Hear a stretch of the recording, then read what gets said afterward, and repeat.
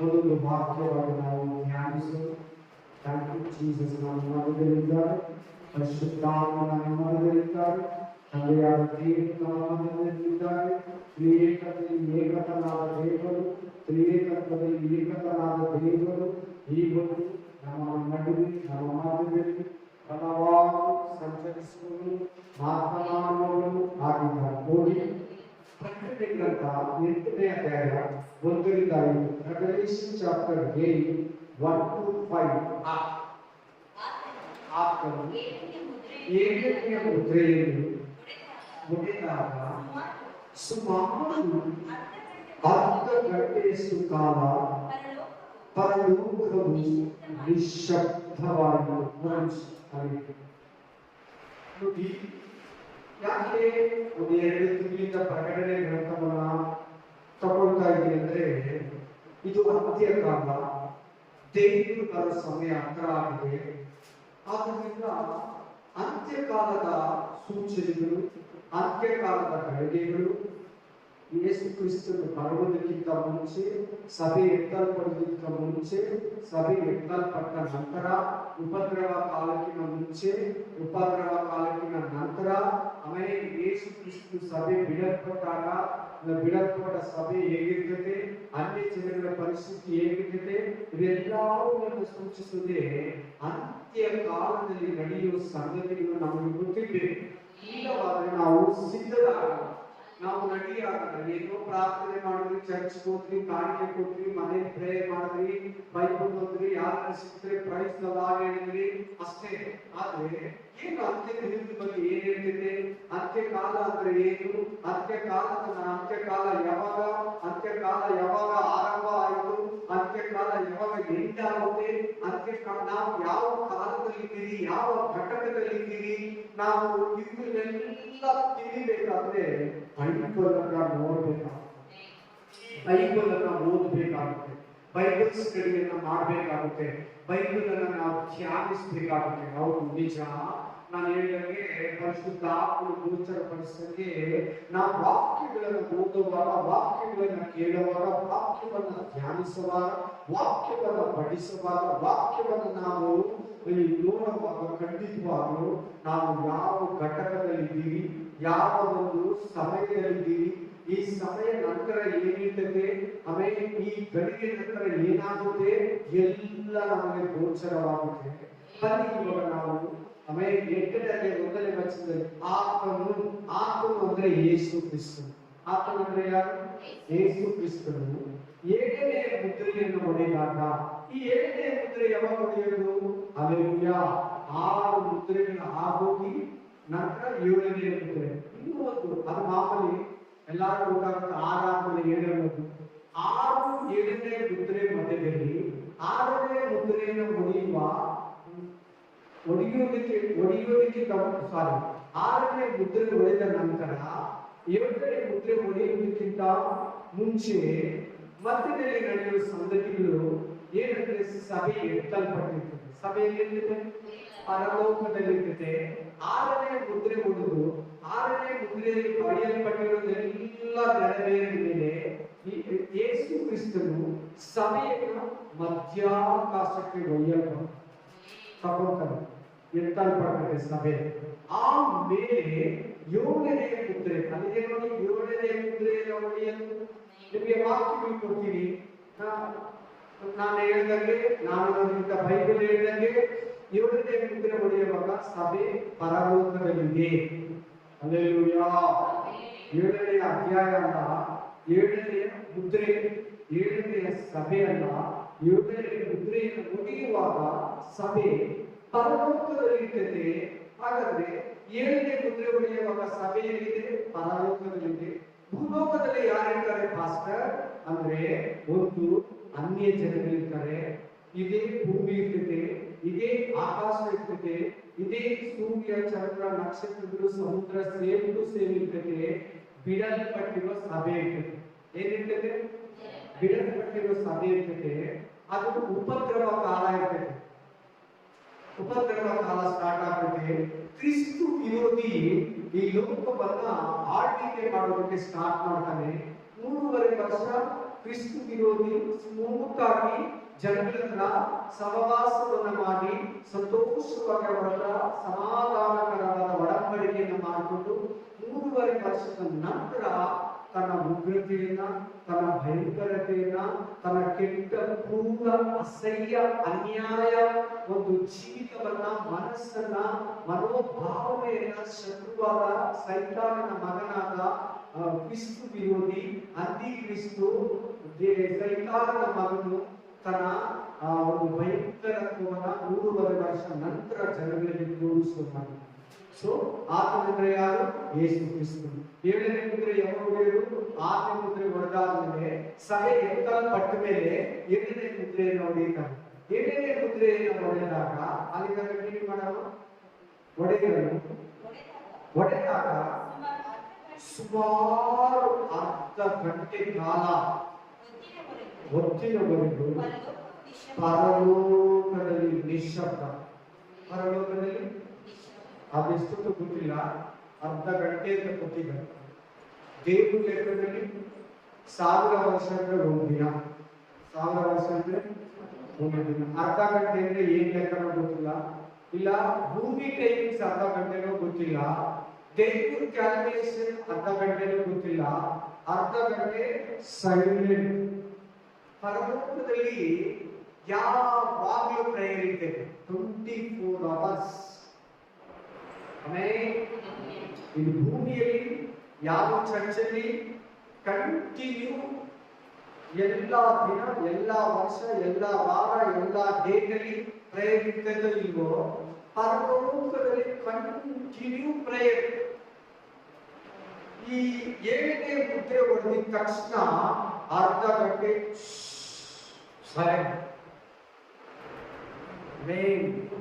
ನೀವು ಇದನ್ನು ಎಲ್ಲಿ ನೋಡಿರ್ತೀರಿ ಅಂದ್ರೆ, ಮನೆಯಲ್ಲಿ ಯಜಮಾನ ಇರ್ತಾನೆ, ಮನೆಯಲ್ಲಿ ಎಲ್ಲಾರು ತಲೆ ಓನರ್, ಫ್ಯಾಕ್ಟ್ರಿ ಯಜಮಾನ ಇರ್ತಾನೆ, ತಿರ್ಗಾ ಊರು ಯಜಮಾನ ಇರ್ತಾನೆ, ಅಲ್ಲೆಲ್ಲ ಅಥವಾ MLA ಅಥವಾ CM ಅಥವಾ ಪ್ರಧಾನಮಂತ್ರಿ. ಅವ್ರು ಗಟ್ಟಿಯಾಗಿ ಒಂದು ಕೂತಾಕ್ಬಿಟ್ರೆ ಎಲ್ಲರೂ ಏನ್ ಮಾಡ್ತಾರೆ? ಸೈಲೆಂಟ್ ಆಗ್ತಾರೆ, ಯಾರು ಮಾತಾಡೋದು. ಅವ್ರು ತಿರ್ಗಾ ಮಾತಾಡೋದು ಎಲ್ಲಾರು ಹೇಗಿದ್ದಾರೆ ನೋಡ್ತಾರೆ. ಎಲ್ಲಾರು ಸ್ಕೂಲಲ್ಲಿ ಟೀಚರ್ ವಾಟ್ ಇಸ್ ದಿಸ್ ಅಂದಿದ ತಕ್ಷಣ ಏನಿದ್ರು ಒಂದು ತಕ್ಷಣ ಮಕ್ಕಳೆಲ್ಲ ಏನಾಗುತ್ತೆ? ಸೈಲೆನ್ಸ್. ತಿರ್ಗಾ ಮಾತಾಡೋದು ಆ ಟೀಚರ್, ಅವರು ಯಜಮಾನ, ಆ ಜಡ್ಜ್, ತಿರ್ಗಾ ಮಾತಾಡೋದು ಜಡ್ಜ್, ಅವರು ಯಜಮಾನ, ಮನೆ ಓನರು, ಆಮೇಲೆ ಬಿಲ್ಡಿಂಗ್ ಓನರು, ಆಮೇಲೆ ಮನೆ ಯಜಮಾನ, ತಿರ್ಗಾ ಮಾತಾಡೋದು ಸೈಲೆಂಟ್ ಆಗಿರ್ತಾರೆ, ಯಾರು ಮಾತಾಡೋದು, ಎಲ್ಲ ಗಪ್ಚುಪ್ ಆಗಿರ್ತಾರೆ. ಹಾಗೆ ಪರಲೋಕದಲ್ಲಿ ಕೂಡ ಅರ್ಧ ಗಂಟೆ ಪ್ರಾರ್ಥನೆ ಏನಿರಲ್ಲ, ಆಡಲಾಡೋದಿರಲ್ಲ, ಏನ್ ಕೆಲಸ ಕಾರ್ಯ ಇರಲ್ಲ, ದೇವದೂತನು ಏನ್ ಕೆಲಸ ಮಾಡಲ್ಲ, ಎಲ್ಲ ಸೈಲೆಂಟ್ ಆಗಿರ್ತಾರೆ. ದೇವರು ಸಿಂಹಾಸನದಲ್ಲಿ ಕೂತಿರ್ತಾರೆ.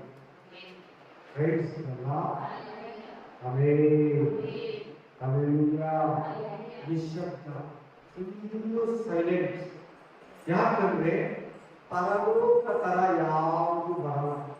ಪರಲೋಕ ಒಂದು ಯಾವಾಗಲೂ ಆರಾಧನೆ. ಏನಾಗಲ್ಲ ಹೋಗ್ಬಿಟ್ರೆ ಭೂಮಿಗೆ ವಾಪಸ್ ಬರೋಕೆ ನಿಮ್ಗೆ ಇಷ್ಟನೇ ಆಗಲ್ಲ. ಕಳಿಸ್ತೀನಿ ಅಂದ್ರೆ ಸಾಕಪ್ಪ, ನನ್ನ ತಗೊಂಡ್ಬಿಟ್ಟಲ್ಲ, ನಾನು 40 ವರ್ಷ ಇದ್ನಲ್ವಾ, 50 ವರ್ಷ ಇದ್ನಲ್ಲ, 33.5 ವರ್ಷ ಇದ್ನಲ್ವಾ, ಸಾಕು, ನಮಗೆ ಬೇಡ.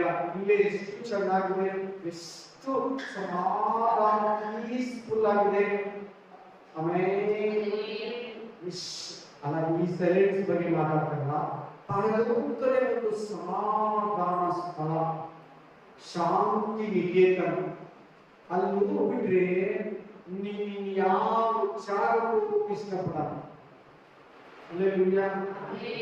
ಯಾಕಂದ್ರೆ ಅಲ್ಲಿ ಭಯಂಕರವಾದ ಗಮ್ಯವಾದ ಬೆಳಕು, ಪಳಪಳಾದ ಹೊಳೆಯುವ ಸಿಂಹಾಸನ, ಆಮೇಲೆ ಗಾಜಿನ ಸಮುದ್ರ, 12 24 ಮಂದಿ ಹಿರಿಯರು, 24 ಮಂದಿ ಸಿಂಹಾಸನಗಳು, 4 ಜೀವಿಗಳು, ಕೋಟ್ಯಾನು ದೇವದೂತರು, ಕೆರೂಬಿಗಳು, ಆಮೇಲೆ ಸೆರೆಫಿಯರು, ಅಲ್ಲೆಲೂಯಾ, ಲಕ್ಷೋಪಲಕ್ಷ ದೇವದೂತರು, ಲೆಕ್ಕವಿಲ್ಲದಷ್ಟು ಆರಾಧನೆಗಳು, ಹಾಡುಗಳು, ಪ್ರಾರ್ಥನೆಗಳು, ಕೂಟಗಳು, ಬಲಿಗಳು, ಯಜ್ಞಗಳು, ವಿಜ್ಞಾಪನೆಗಳು, ಮನವಿಗಳು ನಡೀತಾ ಇರ್ತದೆ ಪರಲೋಕದಲ್ಲಿ. ಏಳನೆಯ ಮುದ್ರೆಯನ್ನು ಒಳಗಿನ ತಕ್ಷಣ ಸೈಲೆನ್ಸ್. ಆಗ ಏಳನೇ ಮುದ್ರೆ ಹೊಡೆಯುವ ಚರ್ಚೆಯಲ್ಲಿ ಗೊತ್ತಾ, ಪರಲೋಕದಲ್ಲಿದೆ ಸಿಂಹಾಸನ ಹತ್ರ ಇದೆ. ಎಲ್ಲಿಗೆ? ಸಿಂಹಾಸನ ಹತ್ರ ಇದೆ. ನೋಡೋಣ ಇಲ್ಲಿ ಪರಲೋಕದಲ್ಲಿ ಏನಿದೆ, ಮುದ್ರೆ ಹೊಡೆಯಲ್ಪಟ್ಟಾಗ ಏನ್ ನಡೆಯಿತು? ಕಂಟಿನ್ಯೂ ಮಾಡಿ. ಆಗ ದೇವರ ಸನ್ನಿಧಿಯಲ್ಲಿ ನಿಂತಿರುವ 7 ಮಂದಿ ದೇವದೂತರು ಕಂಡಿದೆ. ಅರ್ಧ ಗಂಟೆ ಆಗೋದು 7 ಮಂದಿ ದೇವದೂತರು ಪರಲೋಕದಲ್ಲಿ ನಿಂತಿದ್ದಾರೆ. ಅವರಿಗೆ 7 ತುತ್ತೂರಿಗಳು ಕೊಡಲ್ಪಟ್ಟವು. ಆಮೇಲೆ ಎಷ್ಟು ಮಂದಿ ದೇವದೂತರಿದ್ದಾರೆ? ಎಷ್ಟು ತುತ್ತೂರಿಗಳು ಕೊಡಲ್ಪಟ್ಟಿದೆ? ನೀವು 9ನೇ ಅಧ್ಯಾಯ ನಂತರ ನೋಡ್ಕೊಳ್ಳಿ. 7 ಮಂದಿ ದೇವದೂತರು 7 ತುತ್ತೂರಿಗಳನ್ನು ಊದಲು ಸ್ಟಾರ್ಟ್ ಮಾಡ್ತಾರೆ. ಏನೇನ 7 ತುತ್ತೂರಿ? ಎಷ್ಟು ವರ್ಷದಿಂದ 1ನೇ ತುತ್ತೂರಿ? Hallelujah. Thank you, Jesus. Hallelujah. Praise the Lord. Yes. 8ನೇ ಅಧ್ಯಾಯ 1ನೇ ವಚನದಲ್ಲಿ 7ನೇ ಮುದ್ರೆಯನ್ನು ನೋಡಿದ್ರೆ 8ನೇ ಅಧ್ಯಾಯ 7ನೇ ವಚನದಲ್ಲಿ ಮೊದಲನೆಯ ತುತ್ತೂರಿಯನ್ನು ಊದುತ್ತಾರೆ ನೋಡಿ. 8ನೇ ಮೊದಲನೆಯ ತುತ್ತೂರಿಯನ್ನು ಊದಿದಾಗ ರಕ್ತದಲ್ಲಿ ಕಲಿಸಿದ ಆನೆಕಲ್ಲಿನ ಮಳೆಯು ಬೆಂಕಿಯು ಭೂಮಿಗೆ ವಿಸರ್ಜಿಸಲ್ಪಟ್ಟಿತು. ಆ ತುತ್ತೂರು ಶಬ್ದಗಳಿಗೆ ಏನು ಮಹಿಮೆ, ಏನು ಅರ್ಥ, ಏನು ಶಕ್ತಿ ಕೂಡಿದೆ ನೋಡಿ ಅಂತ 7 ತುತ್ತೂರಿಗಳನ್ನು ಹಿಡಿದಿದ್ದ 7 ಮಂದಿ ದೇವದೂತರು ಬಂದಾಗ ನಿಂತಿದ್ದಾರೆ. ಅದನ್ನ ಯೋಹಾನ ನೋಡ್ತಾ ಇದ್ದಾರೆ. ಯಾರು ನೋಡ್ತಾ ಇದ್ದಾರೆ? ಯೇಸು ಕ್ರಿಸ್ತನು ಬಂದ 7ನೇ ಮುದ್ರೆಯನ್ನು ನೋಡಿದ, ಅದನ್ನು ನೋಡಿದ. ಅರ್ಧ ಗಂಟೆ ನಿಶ್ಶಬ್ದವಾಯಿತು, ಅದನ್ನು ನೋಡಿದ.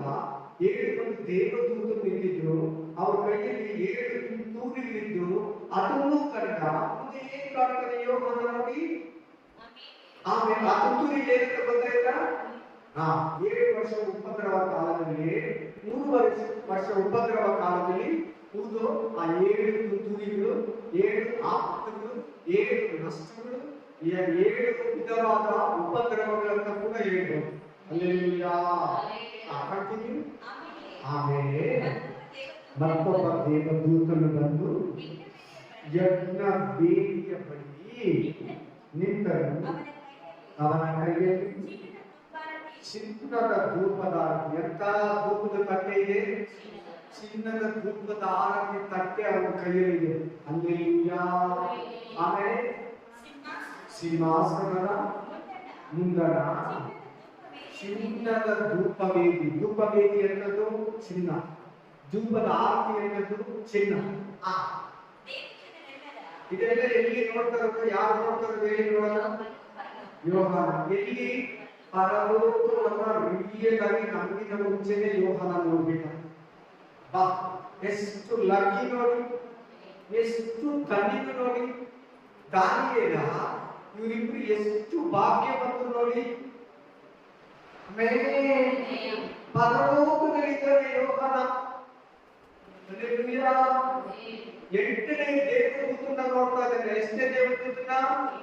8ನೇ ದೇವದೂತನ. ಅಲ್ಲಿ 8 ಕೊಟ್ಟಿಲ್ಲ, 7 ಮಂದಿ ಬಿಟ್ಟರೆ ಇನ್ನೊಬ್ರು ಇದ್ದಾರೆ. ಅದು ಯಾಕೆ ನಿಂತಿದ್ದಾರೆ ಅಂದ್ರೆ, ಎಲ್ಲಿ ನಿಂತಿರೋದು 8ನೇ ಅವರು? ಮತ್ತೊಬ್ಬ ದೇವದೂತನು ಎಲ್ಲಿ ನಿಂತಿರೋದು? ಸಿಂಹ ಕರೆಕ್ಟ್ ಹೋಗಿ ಎಲ್ಲಿ? ಯಜ್ಞವೇದಿ ಹತ್ರ. ಸಿಂಹಾಸನಕ್ಕೂ ಯಜ್ಞವೇದಿಗೂ ವ್ಯತ್ಯಾಸ ಇದೆ ನೋಡಿ. ಆ ಕಾಣಿಕೆ ಪೆಟ್ಟಿ ಇದೆಯಲ್ಲ, ಅಲ್ಲಿ ಯಜ್ಞವೇದಿ. ಅಲ್ಲಿಂದ ಇಲ್ಲಿಗೆ ಗಾಜಿನ ಸಮುದ್ರ, ಇದು ಸಿಂಹಾಸನ. ಹಲ್ಲೆಲೂಯಾ. ಇದು ಅತಿ ಮುಖ್ಯ. ಪರಲೋಕ ಧ್ಯಾನಿಸಬೇಕಾದ್ರೆ ನೀವು ಚೆನ್ನಾಗಿ ಇದನ್ನ ತಿಳಿದಿರ್ಬೇಕು. ಹೌದಲ್ವಾ?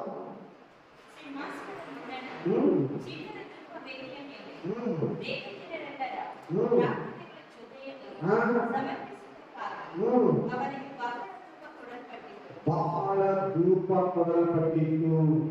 ಯಾರ ಪ್ರಾರ್ಥನೆ? ದೇವ ಜನರ ಪ್ರಾರ್ಥನೆ. ಯಾರ ಪ್ರಾರ್ಥನೆ? ಯಾರು ಕೊಂದಿದ್ದಾರೆ? ನೀನು ನಾನು ಕರೆಕ್ಟ್ ಆಗಿ ನಡ್ಕೊಂಡ್ರೆ ನೀನು ನಾನು, ನೀನು ನಾನು ಕರೆಕ್ಟ್ ಆಗಿ ನಡ್ಕೊಂಡ್ರೆ ಆ ಜಾಗದಲ್ಲಿ ಇರ್ತೀವಿ. ಮಹಾ ಉಪದ್ರವಕ್ಕಿನ ಮುಂಚೆ, ಉಪದ್ರವ ಕಾಲಕ್ಕಿನ ಮುಂಚೆ ನಾವು ದೇವರನ್ನ ಪರಲೋಕದಲ್ಲಿ ಸಿಂಹಾಸನದ ಹತ್ರ ಇದ್ದೀವಿ. ಆಮೇಲೆ ಮತ್ತೆ ಪರಲೋಕದಲ್ಲಿ ದೇವ ಜನರ ಪ್ರಾರ್ಥನೆಯೊಂದಿಗೆ ದೇವ ಜನರ ಪ್ರಾರ್ಥನೆಯು ಸೇರಿ, ದೇವ ಜನರೊಟ್ಟಿಗೆ ಸೇರಿ ಆ ದೇವದೂತನು ಪ್ರಾರ್ಥನೆಗಳನ್ನು ಸಲ್ಲಿಸುತ್ತಾರೆ. ಓದಿ ಕೀರ್ತನೆಗಳು 141, 2 Psalms 141:2 ಕೀರ್ತನ 1 ಅಧ್ಯಾಯ 141 ಅಧ್ಯಾಯ 2వ ವಚನ. ನನ್ನ ಪ್ರಾರ್ಥನೆಯು ಧೂಪದಂತೆಯೂ ನಾನು ಕೈಯೆತ್ತುವುದು ಸಂಧ್ಯಾ ನೈವೇದ್ಯಂತೆಯೂ ನಿನಗೆ ಸಮರ್ಪಕವಾದುದು. ದಾವೀದ ದೇವರಿಗೆ ಪ್ರಾರ್ಥನೆ ಮಾಡ್ತಾ ಇದ್ದಾನೆ. ದೇವರೇ, ನನ್ನ ಪ್ರಾರ್ಥನೆ, ವಿಜ್ಞಾಪನೆ, ಮನವಿ ನಿನ್ನ ಸನ್ನಿಧಿಗೆ, ಪರಲೋಕಕ್ಕೆ, ಯಜ್ಞ ವೇದಿ ಹತ್ರ ಯಜ್ಞವಾಗಿ, ಸುಗಂಧ ವಾಸನೆಯಾಗಿ, ಸಾಂಬ್ರಾಣಿಯಾಗಿ ಏರಿ ಬರಲಿ ಸ್ವಾಮಿ. ಹಲ್ಲೆಲೂಯಾ. ಪರಲೋಕಕ್ಕೆ ನೋಡಿದ್ರೆ ಕೆಳಗಡೆ ಅಂತ ಪ್ರಾರ್ಥನೆ ಮಾಡ್ತಾ ಇದ್ದಾರೆ. ನಿನ್ನ ಪ್ರಾರ್ಥನೆಯಿಂದ ಒಂದೊಂದು ಪ್ರೇಯರ್ ಕೂಡ ಪರಲೋಕಕ್ಕೆ ಹೋಗ್ಬೇಕು.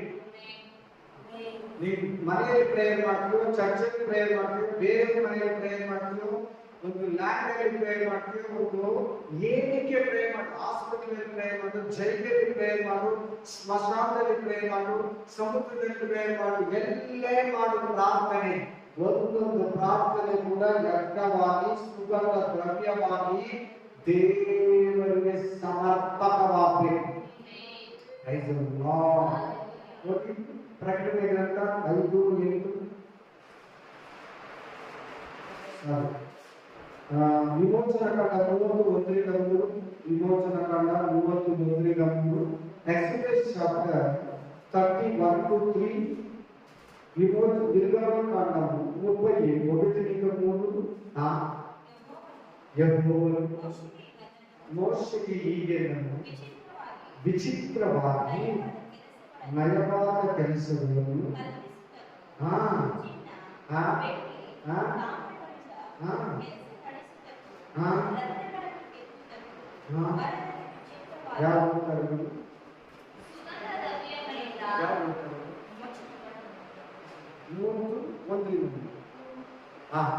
ಸುಗಂಧ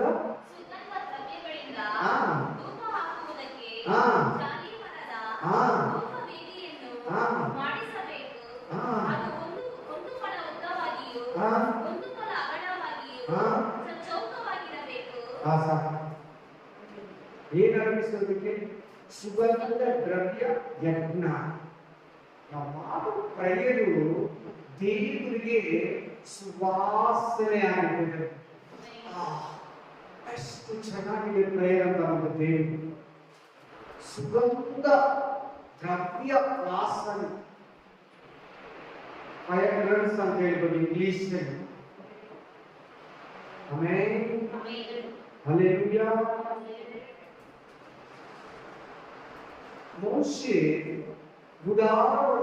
ಮೋಶೆಗೆ ದೇವರು ಗುಡಾರವನ್ನು ಕಟ್ಟೋದಕ್ಕೆ ಹೇಳ್ತಾನೆ. ಆ ಕಟ್ಟವಾಗಲೇ ಯಜ್ಞವನ್ನ ಅರ್ಪಿಸೋದಕ್ಕೆ ದೇವರು ಆ ಒಂದು ಚಚ್ಚೌಕವಾಗಿ ಇಷ್ಟ ಅಗಲ, 2 ಮೊಳ ಅಗಲ, 2 ಮೊಳ ಉದ್ದ ಇರುವ ಒಂದು ಧೂಪ ವೇದಿಯನ್ನ ನೀನು ಸುಗಂಧ ದ್ರವ್ಯಗಳನ್ನ ಅರ್ಪಿಸೋದಕ್ಕೆ ಕಟ್ಟಿಸು. ಹಾಗಾದ್ರೆ ಈ ವಾಕ್ಯವನ್ನು ನಾವು ನೋಡುವಾಗ ಮೋಶೆ ಕಟ್ಟಿದ ಗುಡಾರ ಪರಲೋಕದ ಮಾಡುವ ಅವನು ಏನು ಮೋಶೆ ಗುಡಾರವನ್ನು ಸ್ಥಾಪಿಸಿದ್ನೋ, ನಿರ್ಮಿಸಿದ್ನೋ, ಕಟ್ಟಿಸಿದ್ನೋ ಅದು ಹೆಂಗಿದೆಯೋ ಪರಲೋಕ. ಹೆಂಗಿದೆ ಗುಡಾರ? ಯಜ್ಞವೇದಿ. ಆಮೇಲೆ ಹಲ್ಲೆಲೂಯಾ. ಬಲಿಪೀಠ, ಯಜ್ಞವೇದಿ, ಬಲಿಪೀಠ, ಹಲ್ಲೆಲೂಯಾ. ಪರಿಶುದ್ಧ ಸ್ಥಳ, ಮಹಾಪರಿಶುದ್ಧ ಸ್ಥಳ. ಇದು ಅಷ್ಟೇ, ಪರಲೋಕದಲ್ಲಿ ಯಜ್ಞವೇದಿ ಇದೆ. ಯಜ್ಞವೇದಿ ಅಂದರೆ ಗಾಜಿನ ಸಮುದ್ರ, ಅದು ಪರಿಶುದ್ಧ ಸ್ಥಳ. ಸಿಂಹಾಸನ ಅಂದ್ರೆ ಆತನಿರೋ ಜಾಗ, ಮಹಾಪರಿಶುದ್ಧ ಸ್ಥಳ. ಹಲ್ಲೆಲೂಯಾ. ಒಂದು ಸುಗಂಧ ಧೂಪ ದ್ರವ್ಯವನ್ನ ನಿನ್ನ ಅರ್ಪಿಸುವುದಕ್ಕೆ ಯಜ್ಞವನ್ನ ಮಾಡಿಸು. ಏನ್ರಿಂದ ಮಾಡಿಸಕ್ತಿದೆ? ಓದ ಮಾಡಿ ಒಂದ್ಸರಿ.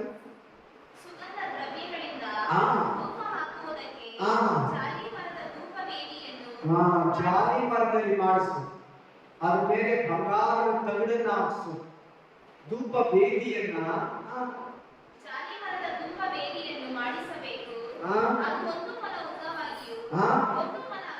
ಒಂದು ಮೊಳ ಉದ್ದ, ಒಂದು ಮೊಳ ಅಗಲ.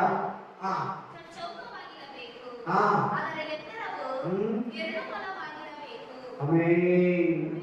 Price the Lord. Praise to Jesus. Hallelujah. So ಇದು ಓದುವಾಗ ನೀವು ಓದಿದ್ರೆ ಎಷ್ಟೇ ವಚನ? 3ನೇ ವಚನ ಓದಿ ಇನ್ನೊಂದ್ಸರಿ ಇವಾಗ. ಪ್ರಕಟಣೆ ಗ್ರಂಥ 8:3 ಓದಿ ಇವಾಗ. ಆಮೇಲೆ ಮತ್ತೊಬ್ಬ ದೇವದೂತನು ಬಂದು ಯಜ್ಞವೇದಿ, ಅಲ್ಲಿ ಕೂಡ ಯಜ್ಞವೇದಿ ಇದೆ ನೋಡಿ. ವಿಮೋಚನಕಾಂಡ 30ನೇ ಅಧ್ಯಾಯ 1ರಿಂದ 3ನೇ ವಚನ ಓದುವಾಗ ಯಜ್ಞವೇದಿಯನ್ನು ಮಾಡಿಸು ಅಂತ ಹೇಳಿದ ನೋಡು. ಸೊ ಮೋಶೆ ಕಟ್ಟಿದ ಗುಡಾರ ಪರಲೋಕದ ಮಾಡಲು, ಪರಲೋಕದ ಪ್ರತಿರೂಪ. ಆಮೇಲೆ ಯೇಸು ಕ್ರಿಸ್ತನು ಪರಲೋಕದ ರೂಪ, ಪರಲೋಕ ಯಜ್ಞವೇದಿ ಕಟ್ಟಿಸು ಅಂತ ಹೇಳ್ತಾ ಇದ್ದಾನೆ. ಕಟ್ಟಿನಿ.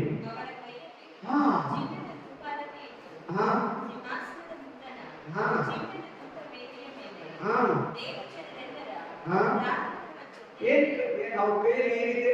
ಧೂಪದ ಆರತಿ ತಟ್ಟೆ ಇದೆ. ಧೂಪವನ್ನು ಅರ್ಪಿಸೋ ತಟ್ಟೆ ಇದೆ. Praise the lord. ದೇವಜನರ ಪ್ರಾರ್ಥನೆಗಳೊಂದಿಗೆ ಓದಿ ಯಾಜಕಕಾಂಡ 16:12, ಲೆವಿಟಿಕಸ್ 16:12. ಆಮೇಲೆ ಲೇವಿಯ ಕಾಂಡವು 16:12. ಅವನು ತನಗೋಸ್ಕರವಾದ ಹೋರಿಯನ್ನು ವಧಿಸಿದ ಮೇಲೆ ಯೆಹೋವನ ಸನ್ನಿಧಿಯಲ್ಲಿರುವ ವೇದಿಯಿಂದ ಬೆಟ್ಟಗಳನ್ನು ಕೆಂಡಗಳನ್ನು ಇಟ್ಟು, ಬೆಟ್ಟಗಳಲ್ಲ ಕೆಂಡಗಳು, ನಾನು ಹೇಳಿದ ಬೆಟ್ಟ ಅಂತ, ಕೆಂಡಗಳನ್ನು ಇಟ್ಟು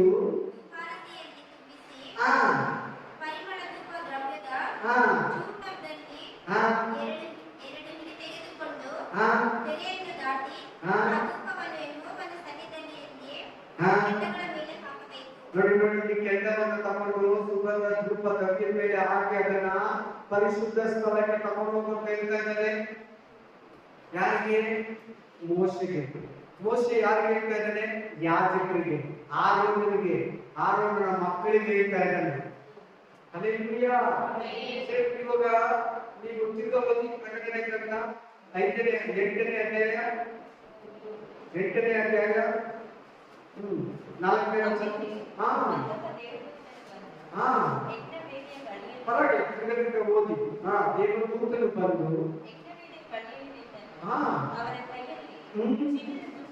ಚಿನ್ನದ ಧೂಪದಾರತಿ ಇತ್ತು. ಅಲ್ಲಿ ಯಾಜಕರ ಕೈಯಲ್ಲಿ ಏನಿತ್ತು? ಒಂದು ತಟ್ಟೆ ಇತ್ತು. ಆ ತಟ್ಟೆಯಲ್ಲಿ ಕೆಂಡಗಳನ್ನು ತುಂಬಿಸಿಕೊಂಡು ಹೋಗಿ ಸುಗಂಧ ದ್ರವ್ಯ ಅರ್ಪಿಸೋ ಪರಿಶುದ್ಧ ಸ್ಥಳದಲ್ಲಿ ನೀವು ಹಾಕ್ಬೇಕು. ತೆರೆಯನ್ನ ದಾಟಿ ಹೋಗಿ. ಏನನ್ನ ದಾಟಿ ಹೋಗಿ? ತೆರೆಯನ್ನ ದಾಟಿ ಹೋಗಿ. ಆಮೇಲೆ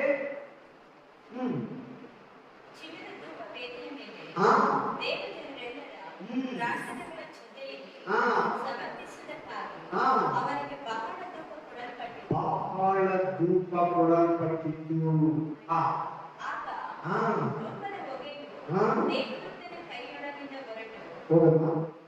ದೇವದೂತನ ಕೈಯಿಂದ ಹೊರಟು ಅಲ್ಲಿ ಇಟ್ಕೋ ಕೈಗೆ ಹೊರಟೆ ಆದ್ಮೇಲೆ ಏನಾಗುತ್ತೆ ಅದನ್ನ ಆಮೇಲೆ ನೋಡೋಣ.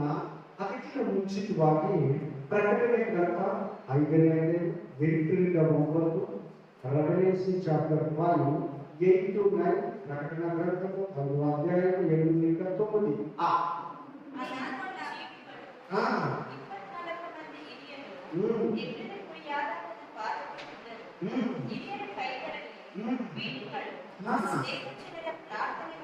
ಅಲ್ಲಿ ನೋಡಿ ದೇವ ಜನರ ಪ್ರಾರ್ಥನೆ ಇದೆ ನೋಡಿ.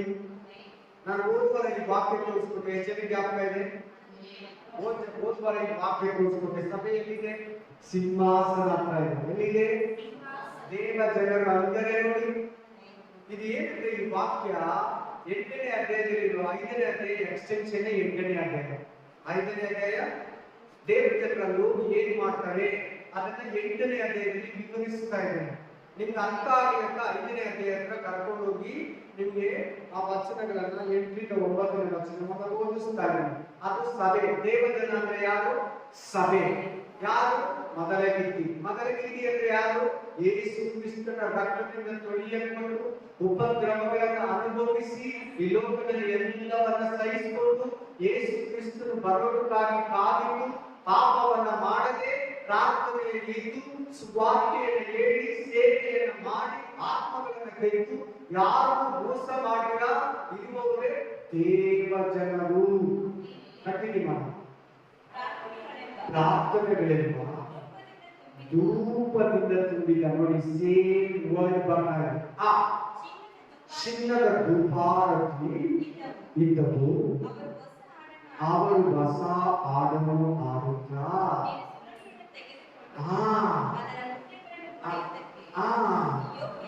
ಆಮೇಲೆ ನೀನು ನಾನು ಪರಲೋಕಕ್ಕೆ ಹೋದ್ಮೇಲೆ ಒಂದು ಹೊಸ ಹಾಡನ್ನ ಹಾಡಬೇಕು.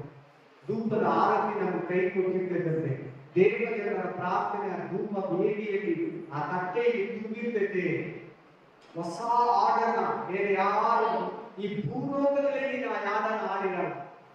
ಯಾವಾಗ ನೀನು ಹೊಸ ಹಾಡು? ಪರಲೋಕದಲ್ಲಿ. ಎಲ್ಲಿ? ಸಿಂಹಾಸನ ಹತ್ರ. ಎಷ್ಟನೇ ಅಧ್ಯಾಯದಲ್ಲಿ? 8ನೇ ಅಧ್ಯಾಯ 4ನೇ ವಚನ ಹತ್ರ ಬಾರಿ. ಕನ್ಫ್ಯೂಷನ್ ಮಾಡ್ಕೋಬೇಡಿ. 8ನೇ ಅಧ್ಯಾಯ 4ನೇ ವಚನದ ಹತ್ರ ನೀನು ಹಾಡಾಡ್ತಾ ಇದೀಯ.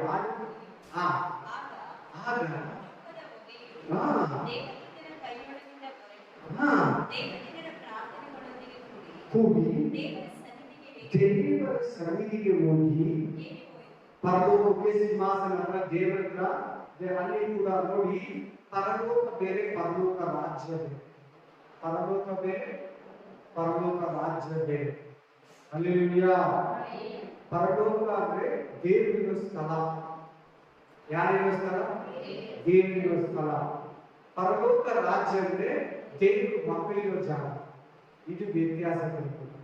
ಆಮೇಲೆ ದೇವರ ಸಾನ್ನಿಧ್ಯ ಅಂದ್ರೆ ದೇವರಿರೋ ಸ್ಥಳ. ಹೋಗಿ ದೇವರ ಸನ್ನಿಧಿಗೆ ಹೇಗೆ ಹೋಯಿತು? ತರುವಾಯ ಆ ದೇವದೂತರು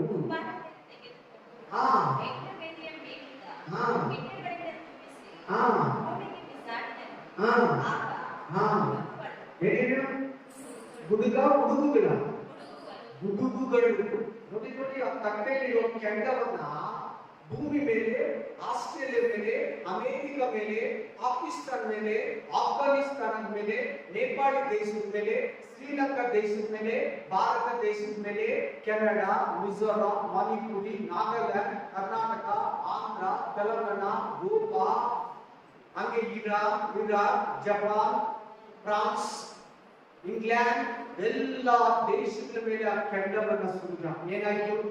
ಗುಡುಗುಗಳು. ಒಂದು ಗುಡುಗಿದ್ರೆ ನಾವು ಬಿಡ್ತಾರೆ, ಭಯ ಬಂದ್ಬಿಟ್ಟಿದೆ. ಗುಡುಗಿದ್ರೆ ಸರಿಯಾದ ಮಳೆ ಬರ್ತದೆ. ಗುಡುಗು ಬಂದ್ರೆ ಸರಿಯಾದ ಮಳೆ ಆಗುತ್ತೆ. ಗುಡುಗು ಬರ್ದಿರೋ ಮಳೆ ಬಂದ್ರೆ ನಾರ್ಮಲ್ ಆಗಿ ಹೊಡಿತಿದ್ರೆ ಏನಿರಲ್ಲ. ಗುಡುಗು ಮಿಂಚು ಬಂದ್ರೆ ಸರಿಯಾದ ಗಾಳಿ. ಮಿಂಚು ಅಂದ್ರೆ ಗೊತ್ತಲ್ವಾ? ಬಿಸಿ ಕರೆಂಟ್. ಹಂಗೆ ಒಂದೇ ಸೌಂಡ್ ಎಲ್ಲರೂ ಅದ್ರ ಬಿಡ್ತಾರೆ. ಅದಕ್ಕೆ ಹಲ್ಲೆಲೂಯಾ. ಗುಡುಗುಗಳು, ನೆಕ್ಸ್ಟ್ ವಾಣಿಗಳು, ಶಬ್ದಗಳು, ಗಡು, ಮೂರನೇದು ಮಿಂಚುಗಳು, ನಾಲ್ಕನೇದು ಭೂಕಂಪಗಳು. ಎಲ್ಲ ಎಲ್ಲಿ ನಡೆಯೋದು? ಭೂಮಿ ಮೇಲೆ, ಮನುಷ್ಯರ ಮೇಲೆ, ಮನುಷ್ಯರ ಮಧ್ಯದಲ್ಲಿ. ಸಮುದ್ರದ ಮೇಲೆ ಜನ ಹೋಗ್ತಾ ಇರ್ತಾರೆ, ಟ್ರೈನ್ ಅಲ್ಲಿ ಜನ ಹೋಗ್ತಾ ಇರ್ತಾರೆ, ಬಸ್ ಅಲ್ಲಿ ಹೋಗ್ತಾ ಇರ್ತಾರೆ, ಫ್ಲೈಟ್ ಅಲ್ಲಿ ಹೋಗ್ತಾ ಇರ್ತಾರೆ. ಮನೆಗಳಲ್ಲಿರ್ತಾರೆ, ಫ್ಯಾಕ್ಟ್ರಿ ಇರ್ತಾರೆ, ಕೆಲಸದಲ್ಲಿ ಇರ್ತಾರೆ, ಇವಾಗ ಹೆಂಗಿದ್ದಾರೆ ಹಂಗೆ ಇರ್ತಾರೆ. ಸಭೆ ಮಾತ್ರ ಎಲ್ಲಿರ್ತೈತಂದ್ರೆ ಪರಲೋಕದಲ್ಲಿ ಇರ್ತೈತೆ. ಈ ವಾಕ್ಯದಲ್ಲಿ ನೀವು ಇದನ್ನ ವಿಶೇಷವಾಗಿ ನೀವು ಇದನ್ನ ಮೈಂಡ್ಗೆ ವಾಕ್ಯ ಸಭೆಯಲ್ಲಿ ಇರ್ತದೆ. ಈ ಗುಡುಗುಗಳಾಗಲಿ, ಮಿಂಚುಗಳಾಗಲಿ, ವಾಣಿಗಳಾಗಲಿ, ಭೂಕಂಪವಾಗಲಿ, ಈ ಭಯಂಕರತ್ವವಾಗಲಿ ನಿನಗಲ್ಲ. ನಿನಗಾಗಿ ಮಾಡಿದ್ರೆ ನೀನು ವಾಕ್ಯದಲ್ಲಿ ನಡೆದು ದೇವರನ್ನು ನಂಬಿ ಉಪವಾಸಗಳನ್ನು ಮಾಡಿ ಪಾಪಗಳನ್ನ ಬಿಟ್ಟು ಅಶುದ್ಧತ್ವವನ್ನ ಬಿಟ್ಟು ದೇವರಿಗಾಗಿ ವೇಟ್ ಮಾಡಿ ಈ ಉಪದ್ರವ ಕಾಲದಲ್ಲಿ ಹೋದ್ಮೇಲೆ, ಯಾಕಂದ್ರೆ ಕ್ರಿಸ್ತುಗಳಲ್ಲಿ ಪ್ರತಿನಿತ್ಯ ಅವರು ಶಿಕ್ಷೆಯನ್ನು ಹೊಂದ್ಕೊಂಡು ಶ್ರಮಗಳಲ್ಲಿ ಸಾಕ್ತಾ ಇರೋ ಜಾಗ ಜೀವನ, ಮತ್ತೆ ಅವರಿಗೆ ಅದೇ ಲೈಫ್ ಕೊಡಲ್ಲ ದೇವರು. ಆಮೇಲೆ ಗುಡುಗುಗಳು, ಮಿಂಚುಗಳು, ವಾಣಿಗಳು, ಭೂಕಂಪಗಳು, ಇದೆಲ್ಲ ನೀನು ನೋಡಬಾರ್ದು. ದೇವರು ನಿನ್ನ ಹತ್ರ ಮಾತಾಡ್ತಾರೆ. ಇದಾದ್ಮೇಲೆ 7ನೇ ವಚನದಲ್ಲಿ ಏನಿದೆ ನೋಡಿ, ತುಂತುರಿ ರಕ್ತ, ನೀರೇನಾಗುತ್ತೆ ರಕ್ತವಾಗುತ್ತೆ. ಗುಡುಗು, ಮಿಂಚು, ಸಿಡಿಲು, ಕಲ್ಮಳೆ, ಒಂದೊಂದು ಕೆಳಗಡೆ ಓದ್ಕೊಳ್ಳಿ. ನೀನ್ ಇದೆಲ್ಲ ನೋಡ್ಬಾರ್ದು, ಇವುಗಳೆಲ್ಲ ನೀವು ಮಾಡ್ಕೋಬಾರ್ದಂದ್ರೆ, ಈ ಕ್ರಿಸ್ತು ವಿರೋಧಿ ಕೈಗೆ ಸಿಗ್ಬಾರ್ದಂದ್ರೆ ನೀನು ತಪ್ಪಿಸ್ಕೊಂಡ್ಬಿಡು ಬೇಗ. ಕೈಯನ್ನು ಬಿಟ್ಟು ಈ ಲೋಕ ಕಾರ್ಯ ವ್ಯವಹಾರ ಬಿಟ್ಟು ದೇವರ ಕಡೆಗೆ ಕೈ ಎತ್ತಿಬಿಡು. ಆಮೇಲೆ praise the Lord, praise the Lord, hallelujah. ಆಮೇಲೆ ಇದು 7ನೆಯ ಮುದ್ರೆಯ ರಹಸ್ಯ. 7ನೇ ಮುದ್ರೆ ಯಾವಾಗ ಹೊಡೆಯಬೇಕಂದ್ರೆ ಸಭೆ ಎತ್ತಲ್ಪಟ್ಟನೆ. 7ನೇ ಮುದ್ರೆಯಲ್ಲಿ ಕೂಡ ಉಪದ್ರವ ಇದೆ. ಏನು? ಗುಡುಗುಗಳು, ಮಿಂಚುಗಳು, ವಾಣಿಗಳು, ಭೂಕಂಪಗಳು. ಇವಾಗ ಭೂಕಂಪ ಆಗ್ತಾ ಇದೆ. ಈ ಭೂಕಂಪ ಕೇಳಿದ್ರೆ ನೀನು ಅದು ಹೋಗ್ತೀನಿ. ಈ ಗುಡುಗು ಮಿಂಚುಗಳು ನೀನೇನ ಕೇಳಿದ್ರೆ, ಈ ವಾಣಿಗಳನ್ನ ಏನಾಗ್ತಾ ಇದೆ, ಮನೆ ಬಿಟ್ಟು ಈಚೆ ಹೋಗಕ್ಕಾಗಲ್ಲ ನಿನ್ನ ಕೈಯಲ್ಲಿ. ಅಲ್ಲಿ ಸಿಗ್ಬಾರ್ದಂದ್ರೆ ನೀಟಾಗಿ ದೇವರ ಹತ್ರ ಇರಬೇಕು. 5ನೇ ಅಧ್ಯಾಯ 7, 8, 9ನೇ ವಚನದಲ್ಲಿ ಸಭೆ ಪರಲೋಕದಲ್ಲಿರೋ ತರ, 8ನೇ ಅಧ್ಯಾಯ 4, 5ನೇ ವಚನದಲ್ಲಿ ಸಭೆ ಪರಲೋಕದಲ್ಲಿ ಸಿಂಹಾಸನದ ಹತ್ರ ಯಜ್ಞವೇದಿ ಬಿಟ್ಟು ಸಿಂಹಾಸನ ಹತ್ರ ಇರೋದನ್ನ 2 ವಾಕ್ಯಗಳು ಕೂಡ ದೇವ ಜನರ ಪ್ರಾರ್ಥನೆ ಏನಂತ ಕೊಟ್ಟಿದೆ. ಇವಾಗ ಯಾರಾದ್ರೂ ದೇವ್ರ ಮಕ್ಕಳು ಪರಲೋಕದಲ್ಲಿ ಇದ್ದಾರ? ಹೇಳಿ ನೋಡೋದು, ನೀವು ಯಾರು ಇದ್ದಾರ? ದೇವ ಜನರು ಪರಲೋಕದಲ್ಲಿ ಇದ್ದಾರ? ಯಾರು ಹೋಗಿಲ್ಲ. ಪ್ರಥಮ ಫಲ ಯೇಸು ಕ್ರಿಸ್ತ. ಅದಾದ ನಂತರ ಆತನ ಸಭೆ ಆಗಿರೋ ನಾವು.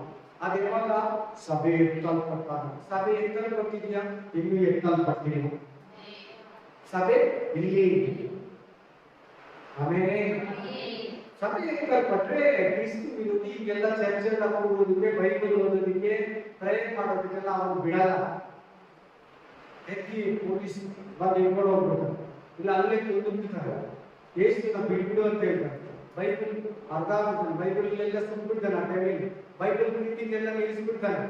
ಸಭೆಗಳಿರಲ್ಲ, ಬ್ಯಾಪ್ಟಿಸಮ್ ಇರಲ್ಲ, ಅಶುದ್ಧಾತ್ಮ ಇರಲ್ಲ, ಸೇವಕರು ಇರಲ್ಲ, ಬಿಡಲ್ಪಟ್ಟಿರೋ ಡೂಪ್ಲಿಕೇಟ್ ಪಾಸ್ಪೋರ್ಟ್, ಡೂಪ್ಲಿಕೇಟ್ ವಿಶ್ವಾಸಗಳು ಮಾತ್ರ ಇರ್ತಾರೆ.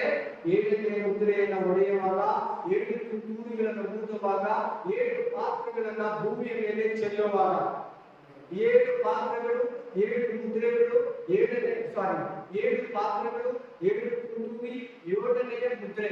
6 ಮುದ್ರೆಗಳಿಲ್ಲ.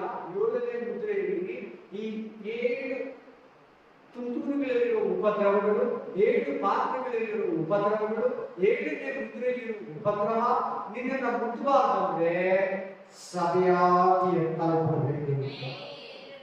ದೇವರಿಗೆ ಪಾಪವಿಲ್ಲದ ಜೀವಿಸಬೇಕು, ಪ್ರಾರ್ಥನೆಯಲ್ಲಿರಬೇಕು, ಪರಿಶುದ್ಧತೆಯಲ್ಲಿರಬೇಕು. Thank you Jesus. ಹೌದು ಸ್ಪಿರಿಟ್ ಆಫ್ ಗಾಡ್. 7ನೇ ಮುದ್ರೆಯನ್ನು ಕುರಿತು, 7ನೇ ಮುದ್ರೆ ಯಾವಾಗ ಹೊಡೆಯೋದು, 7ನೇ ಮುದ್ರೆ ಹೊಡೆಯುವಾಗ ಏನು ಸಂಭವಿಸುತ್ತೆ, 7ನೇ ಮುದ್ರೆ ಹೊಡೆಯುವಾಗ ಸಭೆ ಎಲ್ಲಿದೆ, ಹಲ್ಲೆಲೂಯಾ, ಭೂಮಿಯಲ್ಲಿ ಏನು ನಡೆಯುತ್ತೆ ಅಂತ ನೀನು ವಿಶೇಷವಾಗಿ ನಮ್ಮ ಮನದಲ್ಲಿ ಮಾತಾಡಿಲ್ಲ. ಪರಿಶುದ್ಧಾತ್ಮ ದೇವರಲ್ಲಿ ಬಲವಾಗಿ ಅತಿಶಯವಾಗಿ ವಿಶೇಷವಾಗಿ ನಮ್ಮ ಮಧ್ಯದಲ್ಲಿ ಮಾತಾಡು, ನಮ್ಮ ಸಂಗಡ ಮಾತಾಡು, ನಮ್ಮ ಜೊತೆಯಲ್ಲಿ ಮಾತಾಡು. ರಾಪ ಶಾಪ ಶಾಪ ಗಾಡ ಬಾಲ ಬಾಪ ಬಾಗ ಆತ ದಾರ ಬಾಲ ಸಿಕ್ಕ ನೀರ ಅಂದು ನಿನ್ನ ಬಾಲ ತೋರಿ ಲಾಭ ಆ ಬುದ್ಧ ಬಾಲ ತೋರಿ ಲಾಭ ನಂದು ರೀಸ್ಕ ಲಾಭ ಇಂದು ಬುದ್ಧ ಬೋಧ ತೋರಿ ಲಾಭ ನಂದು ರೀಸ್ಕ ಲಾಭ ಹೋಗಿ ಗಾನ ಮಾನ ಮಹಿಮೆ ನಿನಗೆ ಅರ್ಪಿಸುತ್ತ ಯೇಸು ಕ್ರಿಸ್ತನ ನಾಮದಲ್ಲಿ ಪ್ರಾರ್ಥಿಸಿ ಬೇಡಿ ಬಂದಿದ್ದೇವೆ. Amen amen amen. ನನ್ನದೇ ಯೆಹೋವನನ್ನು ನಾನು ನನ್ನ ಸಭೆಗಳಲ್ಲಿ ನಾಮವನ್ನು ಕೀರ್ತಿಸಲಿ. ನನ್ನ ಮನೆಯ ಯೆಹೋವನನ್ನು ನಾನು ಆತನು ಮಾಡಿದ ಪ್ರಕಾರದಲ್ಲಿ ಒಂದನ್ನು